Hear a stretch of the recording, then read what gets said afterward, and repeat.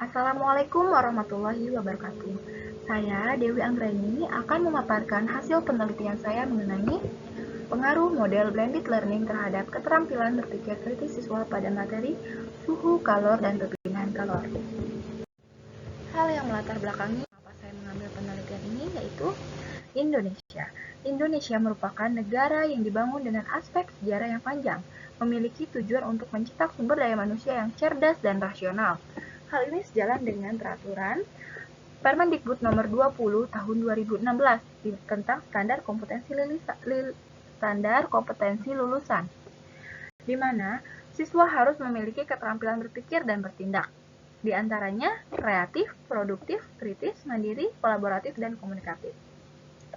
Salah satu aspek yang menunjang hal tersebut adalah keterampilan berpikir kritis. Namun, keterampilan berpikir kritis di Indonesia masih sangat rendah. Ini dibuktikan dengan data PISA atau Program for International Student Assessment pada tahun 2018, di mana Indonesia menduduki peringkat ke-78, Indonesia menduduki peringkat ke-70 dari 78 negara dengan rata-rata nilai sains 396 yang berada pada level 1 dari 6 level yang ada.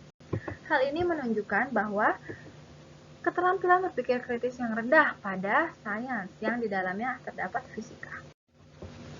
Keterampilan berpikir kritis ini rendah terjadi karena kurangnya penguasaan konsep pada materi pembelajaran.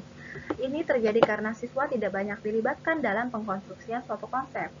Di era pandemi ini yang menyebabkan sulitnya atau kurangnya interaksi yang terjadi antara guru dan siswa. Maka dari itu, perkembangan teknologi menjadi salah satu solusinya atau salah satu manfaat, yaitu dengan hadirnya e-learning. E-learning merupakan pembelajaran yang dilakukan secara online yang memanfaatkan teknologi.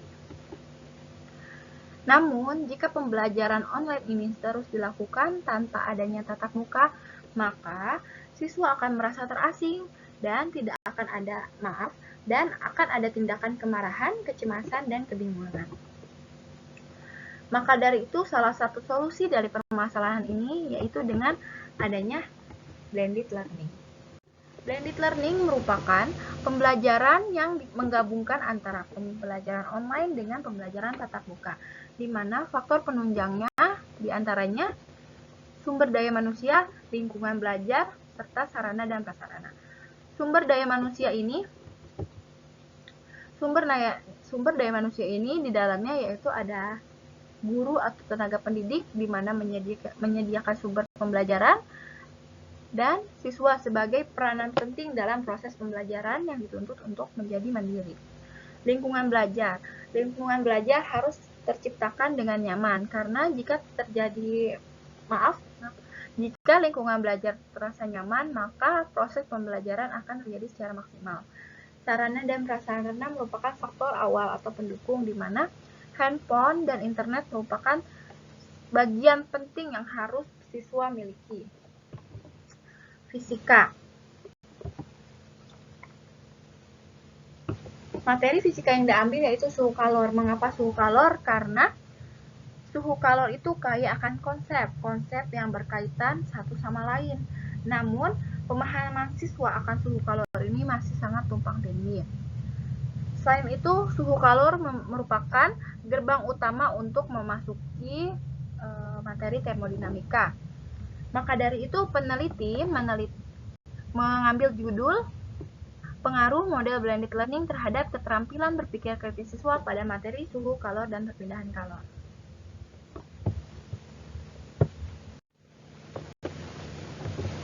Dari latar belakang yang dipaparkan, identifikasi masalahnya yaitu yang pertama, keterampilan berpikir kritis siswa masih tergolong rendah.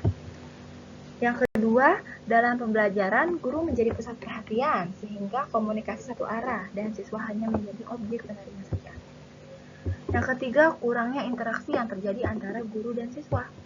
Yang keempat, konsep termodinamika merupakan materi yang sulit dipahami jika siswa tidak mengerti materi mengenai suhu, kalor, dan perpindahan kalor. Pembatasan masalah. Model pembelajaran yang digunakan adalah model pembelajaran blended learning yang berbantuan Edmodo. Fokus penelitian yaitu keterampilan berpikir kritis menurut Ennis, di mana pada aspek elementari Indikatornya yaitu bertanya dan menjawab. Basic support, mengobservasi dan mempertimbangkan hasil observasi. Inference, membuat dan menilai. Action clarification, mengidentifikasi asumsi.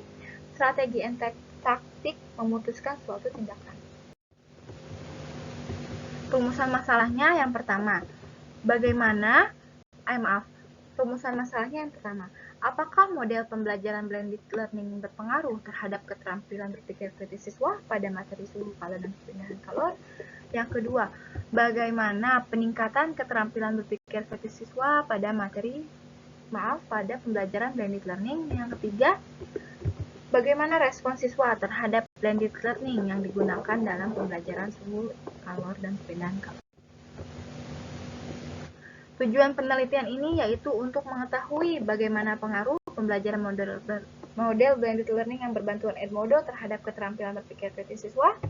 Yang kedua, untuk mengetahui peningkatannya terhadap berpikir kritis dengan model blended learning. Yang ketiga, mengetahui respons siswa terhadap model blended learning.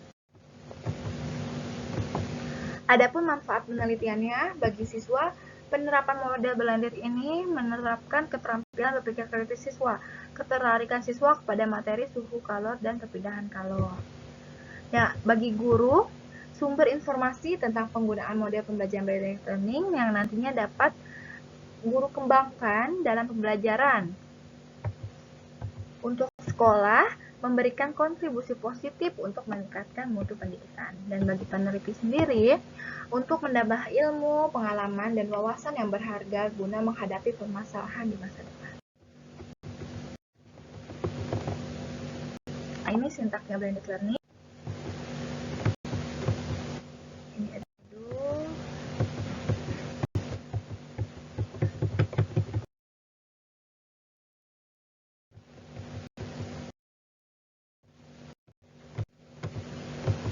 Kerangka berpikir.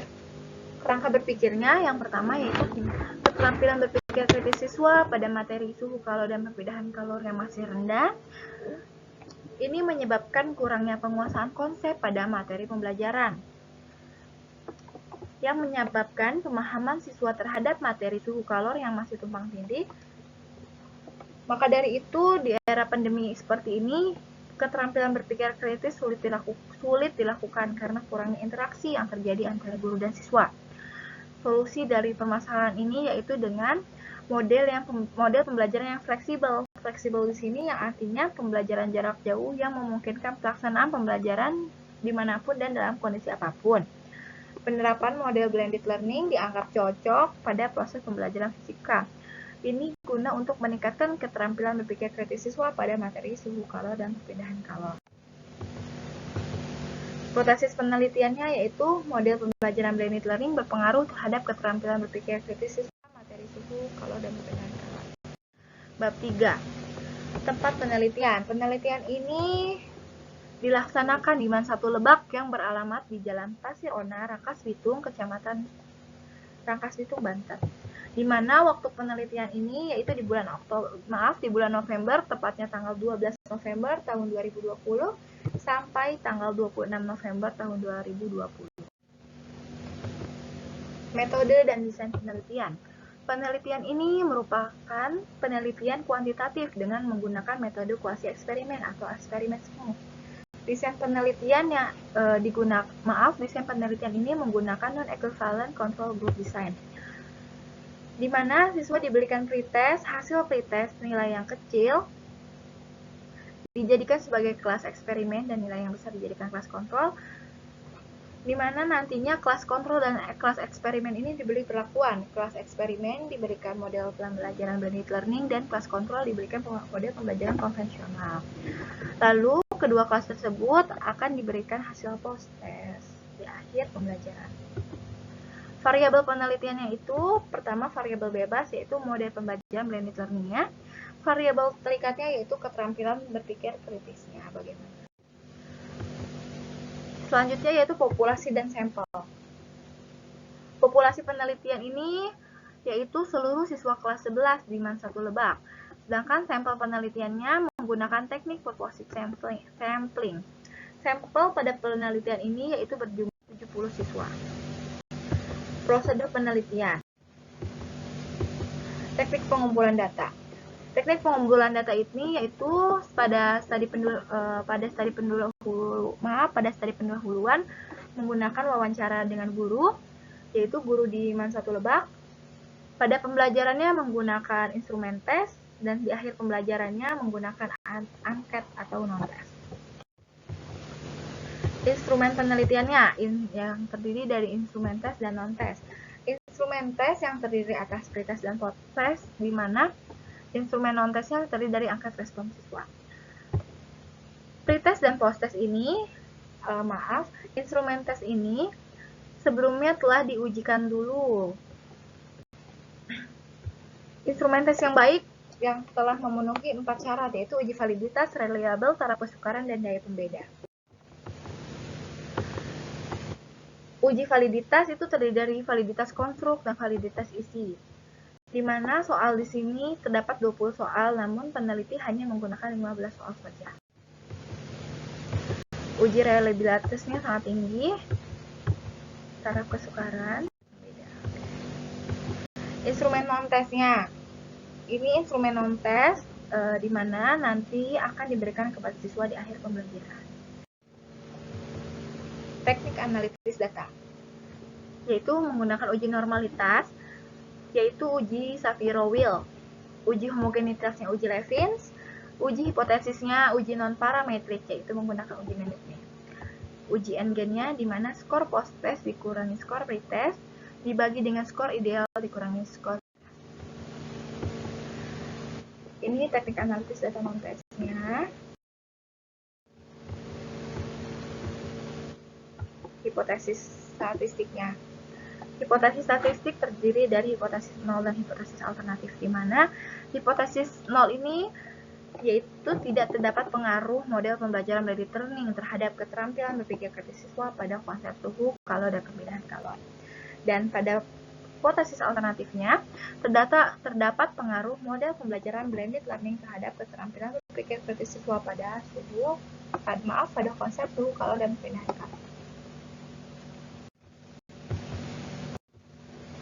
Hasil pretest.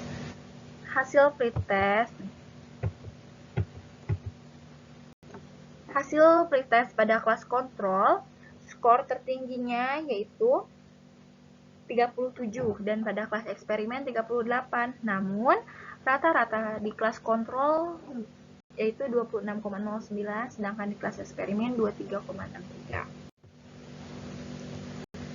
Ini rekapan aspek keterampilan berpikir kritis. Dari hasil post-test, skor tertingginya pada kelas kontrol 51 dan pada kelas eksperimen 58, dengan rata-ratanya pada kelas kontrol 34,69 dan pada kelas eksperimen 41,9. Ini aspek berpikir kritisnya. Kita lihat dari segi peningkatan keterampilan berpikir kritis. Dari segi peningkatan, di kelas kontrol yaitu peningkatannya atau n-gennya 0,26, yang artinya masih tergolong rendah. Dan kalau di kelas eksperimen 0,47 yang tergolong sedang.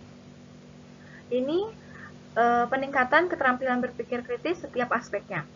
Di mana pada kelas kontrol, elementary clarification atau memberikan penjelasan mendasar sebesar 0,32 yang dikategorikan sedang, dan kelas eksperimen 0,56, kategori sedang juga. Basic support atau membangun keterampilan dasar 0,46 pada kelas kontrol dan 0,47 pada kelas eksperimen. Di inference atau menyimpulkan 0,14 pada kelas kontrol, yang artinya kategori yang dikategorikan sebagai kategori rendah, 0,38 pada kelas eksperimen yang dikategorikan sedang. Advanced clarification 0,25 pada kelas kontrol dan 0,27 pada kelas eksperimen. Strategi and taktik 0,07 atau rendah pada kelas kontrol dan 0,6 yang masuk kategori sedang pada kelas. Uji normalitas. Pada pretest di uji normalitas ini kelas kontrol mendapatkan hasil 0,002, di mana hasilnya ini kurang dari nilai signifikan yaitu 0,05, yang berarti data tidak terdistribusi normal. Di kelas eksperimen pun sama, datanya tidak terdistribusi normal karena hasilnya 0,00. Namun pada post test di kelas kontrol yaitu 0,109, di mana nilai sigma lebih besar daripada 0,05, yang artinya data terdistribusi normal. Dan sedangkan pada kelas eksperimen 0,015 yang artinya tidak terdistribusi normal karena kurang dari 0,05. Uji homogenitas. Uji homogenitasnya yaitu pada pretest 0,50 yang artinya nilai signifikansinya lebih dari 0,05. Artinya data ini homogen, dan pada post test pun sama 0,233, di mana lebih daripada nilai signifikansi 0,05 yang mendapatkan data menjadi data. Uji hipotesis. Karena tadi kita sudah melakukan uji normalitas dan uji homogenitas, di mana uji normalitasnya terdapat data yang tidak normal, maka dari itu menggunakan uji non-parametrik dengan menggunakan uji Mendeley, di mana dihasilkan pada skor pretest, pada data pretestnya yaitu nilai signifikansinya 0,041 yang artinya kurang dari 0,05, yang berarti atau keputusannya bahwa H1-nya diterima. Sedangkan pada post testnya pun nilainya 0,002 yang artinya kurang dari 0,05, yang artinya H1 diterima. Di mana H1 diterima itu terdapat perbedaan nilai rata-rata antara skor pretest dengan terdapat perbedaan skor rata-rata antara kelas kontrol dengan kelas eksperimen. Angket respon siswa. Dari angket respon siswa ini didapatkan hasil bahwa penggunaan model pembelajaran blended learning dalam pembelajaran itu sebanyak 60%. Keunggulan model pembelajaran blended learning dibandingkan dengan pembelajaran biasa itu sebanyak 64%, dan pemahaman materi setelah belajar menggunakan blended learning ini 59%. Data ini diambil tidak semua siswa karena ada banyak siswa yang pada saat pemberian angket respon siswa tidak mengisi karena faktor handphone atau ponsel yang tidak ya, dan mereka bilang memori. Maka dari itu hanya sebesar 30 siswa, 5 siswa yang tidak menjawab angket respon siswa ini.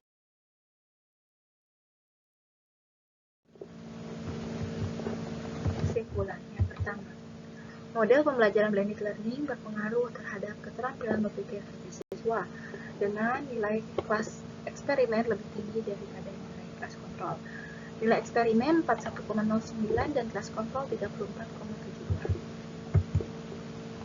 Yang kedua, peningkatan keterampilan berpikir kritis siswa dikategorikan sedang pada kelas eksperimen yaitu 0,47 dan 0,26 dikategorikan rendah pada kelas kontrol. Peningkatan keterampilan berpikir kritis yang paling tinggi pada kelas eksperimen yaitu pada aspek strategi and taktik sebesar 0,60 di kategori sedang, sedangkan peningkatan yang paling rendah yaitu di advanced clarification yaitu 0,27. Respon siswa terhadap pembelajaran blended learning tergolong kuat sebanyak 61%, sebanyak 60% siswa tertarik dengan pembelajaran fisika yang menggunakan model pembelajaran blended learning.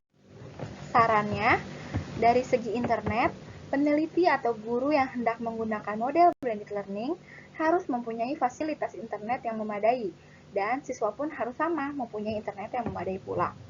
Dari segi handphone atau ponsel, siswa harus mempunyai kapasitas ruang dalam smartphone yang cukup, karena sepengalaman peneliti, ada beberapa siswa yang ruang penyimpanannya tidak memadai sehingga sedikit menghambat proses pembelajaran. Yang terakhir dari materi, peneliti maupun guru yang hendak menggunakan model pembelajaran blended learning ini perlu menguasai materi, mengarahkan dengan jelas dan membimbing siswa agar penerapan model ini berjalan sesuai rancangan pembelajaran. Terima kasih atas waktunya, mohon maaf. Wassalamualaikum warahmatullahi wabarakatuh.